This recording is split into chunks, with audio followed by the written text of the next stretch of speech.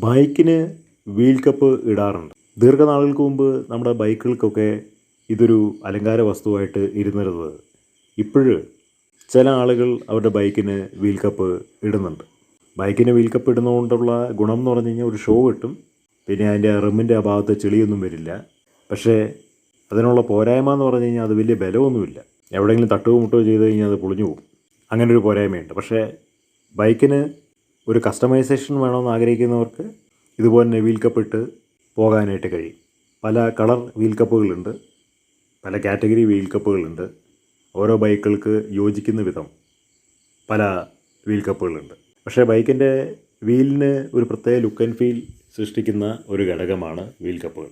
മറ്റുള്ളവർ അതിനെ ശ്രദ്ധിക്കും, നമ്മുടെ ശ്രദ്ധ അതിൽ പതിയും. പ്രത്യേകിച്ചും കറുത്ത നിറത്തിലുള്ള ബൈക്കുകൾക്ക് വെള്ള വീൽ കപ്പ് ഇട്ട് കഴിഞ്ഞാൽ ഒരുപാട് ശ്രദ്ധിക്കപ്പെടും. ദീർഘനാളുകൾക്ക് മുമ്പ് കവാസാക്കി RTZ കേരളത്തിലുണ്ടായിരുന്ന സമയത്ത് ഒരാളെ ഓർത്തു പോവുകയാണ്. അദ്ദേഹത്തിൻ്റെ കറുത്ത ഗ്ലോസി ആയിട്ടുള്ള കവാസാക്കി RTZ ആണ്. അതിന് വെള്ള വീൽ കപ്പ് ഇട്ടിരിക്കുന്നു. അത് അന്നത്തെ സമയത്ത് ഭയങ്കര ഹിറ്റായിട്ടുള്ള ഒരു ബൈക്കായിരുന്നു. ഒരുപാട് കൗതുകം തോന്നിയിരിക്കുന്ന ഒരു ബൈക്കായിരുന്നു അന്ന്.